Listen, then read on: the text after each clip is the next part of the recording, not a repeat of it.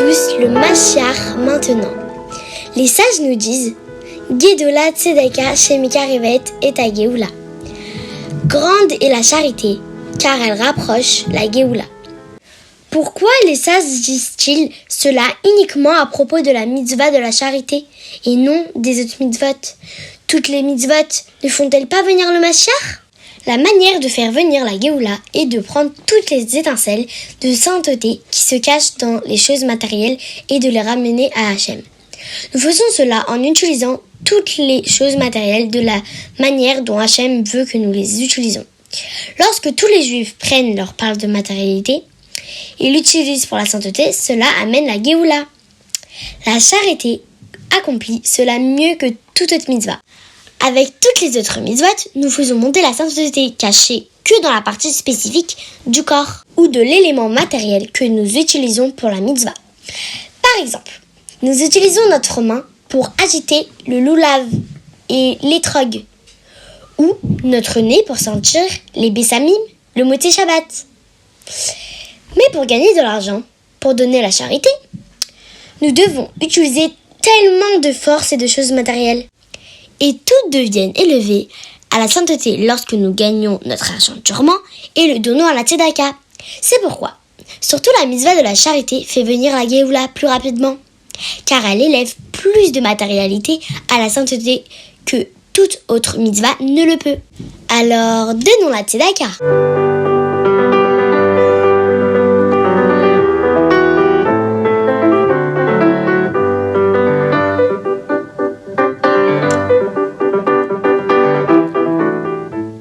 Bonjour à tous, c'est très heureux de vous retrouver pour partager avec vous le Chitat du jour. Aujourd'hui, nous sommes le lundi de la Parashat Vayechi. Yud Gimel Tevet, le 13 Tevet, 5784. Très heureux de vous retrouver et on va partager le Chitat. Nous allons commencer par le Chumash du jour. Et nous sommes dans la Parashat Vayechi, la deuxième Aliyah, le Sheni. Dans le Chumash d'aujourd'hui, Yaakov commence à donner la bénédiction à Ephraïm et à Ménaché. Yaakov ne voyait plus très bien à cause de son grand âge. Alors, Yosef amena ses fils et les rapprocha de Yaakov. Yaakov les étreignit et les embrassa. Il dit à Yosef, « Je ne pensais même pas pouvoir te voir, et Hachem m'a même montré maintenant tes enfants. » Après que Yaakov les a embrassés, Yosef fit reculer un peu ses fils et s'inclina devant son père. Yosef plaça ensuite Ephraïm et Ménaché à la place appropriée pour être béni par Yaakov. Il plaça Ménaché, qui était le plus âgé, près de la main droite de Yaakov et Ephraïm près de la main gauche de Yaakov. Ainsi, le fils aîné recevrait une bénédiction de la main droite de Yaakov. Mais Yaakov changea délibérément ses mains et mit sa main droite sur Ephraïm. Yaakov bénit Yosef à propos des enfants.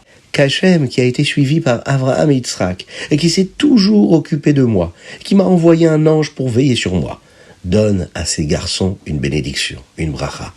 Et ils devraient être reconnus par mon nom et le nom des autres patriarches, des autres avot. Et ils devraient avoir de nombreux enfants, comme les poissons, sans craindre le Aïn Hara. Le rabbi nous donne une autre raison pour laquelle Yaakov les bénit en disant qu'ils devraient être comme des poissons. Les poissons ne peuvent pas être séparés de l'eau, c'est leur oxygène. Ils tirent leur vitalité de l'eau. Yaakov donnait une bénédiction à Ménaché et Ephraïm pour qu'ils soient également unis à la source de leur vie, Hachem, en restant toujours connectés, attachés à la volonté d'Hachem, à la avodat Hachem, au service de Dieu. Ils seront toujours un bon réceptacle pour recevoir les bénédictions de Dieu.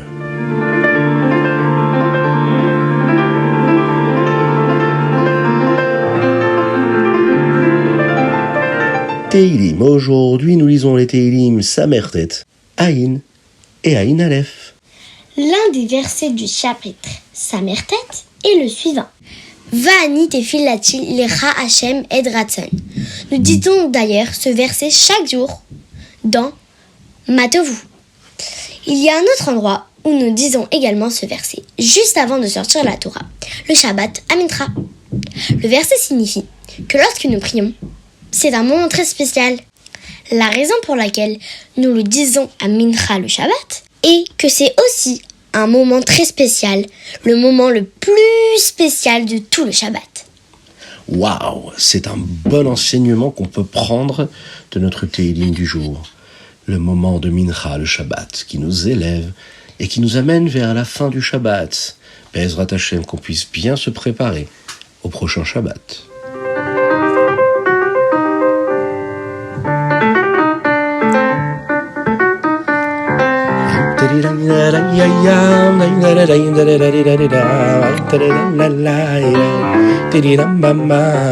Et nous arrivons donc au Tanya du jour. Aujourd'hui, nous sommes dans le Périclète, le 9e chapitre. Maintenant, nous savons où se trouvent les Nefashot dans notre corps, c'est-à-dire les deux âmes. Le Nefesh Eloki, Nefesh Bahami, dans le cœur, dans le corps, dans l'esprit. On a vu un petit peu où tout se passait. Mais comment cela fonctionne-t-il ?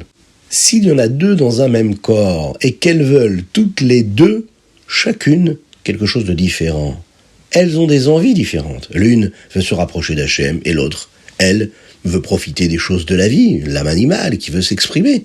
Alors, comment elles prennent possession de ce corps-là ? Le Edmorazaken dit que le corps est comme une ville sur laquelle deux rois se disputent. Chacun veut être le chef, pour que tout le monde dise qu'il est roi, et que tout le monde doive écouter ce qu'il dit. Les deux rois sont les deux Nefashot. La Nefesh Elokit, elle, veut être la seule responsable à dominer le corps. Elle veut que le corps l'écoute et ne fasse que les mitzvot qui lui plaisent et qui l'intéressent, qui se comportent bien. C'est la Nefesh Elokit, c'est l'âme divine, l'étincelle divine dans le corps. Et même la Nefesh Bahamit, elle, l'âme animale, est censée l'écouter. Elle doit se soumettre à l'âme divine.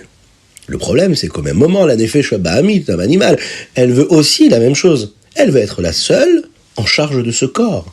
Pour que le corps ne l'écoute qu'elle et ne fasse que ce qui est confortable et amusant et plaisant et ce que le corps aime. Donc elle se dispute toujours.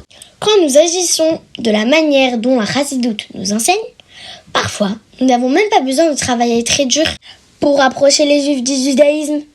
Si vous placez une lanterne dehors dans l'obscurité, les gens se rassembleront autour, car ils aiment être près de la lumière. Si vous êtes une lanterne brillante de Torah et de Chassidoute, les gens voudront aussi venir plus près de vous. Ils voudront se rapprocher du judaïsme en voyant comment vous agissez.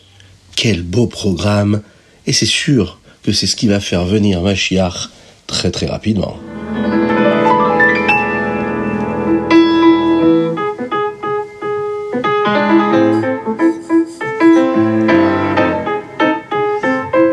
Et nous allons passer au Rambam, mais juste avant, rappelez-vous qu'il est très important de nous envoyer vos dédicaces. Oui, les dédicaces. Et ça peut se faire sur ritat.fr, mais également sur le WhatsApp du téléphone, où vous recevez ce magnifique Ritat. Faites-le, envoyez-nous vos dédicaces. Rappelez-vous aussi qu'il est très important de partager le Ritat du jour de cette façon-là. Un autre juif étudie la Torah, un autre juif apprend les enseignements de la Chassidoute. Et ça, ce sera grâce à vous. Abonnez-vous sur les différentes plateformes de diffusion. C'est ce qui nous donne aussi de la visibilité. Et donc, on peut diffuser la Torah encore plus. Et dans le Rambam d'aujourd'hui, nous étudions les Ilchot Gneva. Le Pérec Aleph parle de ce qui signifie voler. Nous n'avons pas le droit de voler quoi que ce soit. Même pas une petite chose et pas de qui que ce soit. Même pas d'un petit enfant. Nous n'avons pas le droit de prendre leurs affaires pour une blague, ou même si nous prévoyons de les rendre plus tard. Le Périkbet explique les halachot du moment où une personne doit ou ne doit pas payer l'amende dans ce cas-là. Le double, comme s'il n'avait pas dit la vérité, qu'il avait volé, ou 5 fois plus, comme par exemple dans le cas où il aurait volé cet animal et qu'il l'avait tué. Dans le Pérek Gimel, nous apprenons les lois pour le Bet Din. Sur le moment où une personne fait quelque chose qui pourrait l'exempter de payer l'amende, comme dans un cas où s'il avait commis par exemple une avéra encore plus grave et qui devrait être puni pour cela à la place. Ou bien, s'il a admis qu'il a volé, eh bien il n'a donc pas besoin de rembourser en plus, ou bien dans le cas où il n'a pas d'argent pour payer. Voilà ce que nous dit le Rambam d'aujourd'hui.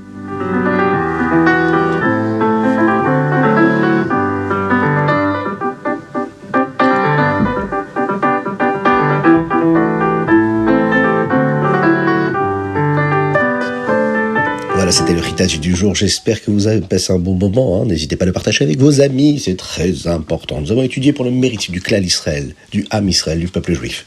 Nous avons aujourd'hui beaucoup plus de temps, c'est les vacances un petit peu partout dans le monde. Profitons de cette journée pour dire encore plus de Teilim, prononcer ces mots de psaume de David Ameller pour demander à Hachem d'envoyer la Refoua Shelema, la guérison totale et complète à tout le Ham Israël. Et parmi tous ces malades, à Avraham, Nissim Ben Sultana, je vous dis à très bientôt, que Dieu vous bénisse, qu'il vous protège, qu'il vous inonde de bénédictions, de grâce, de miséricorde, qu'il nous envoie le Mashiach Tzidkenu, Bekarov Mamash.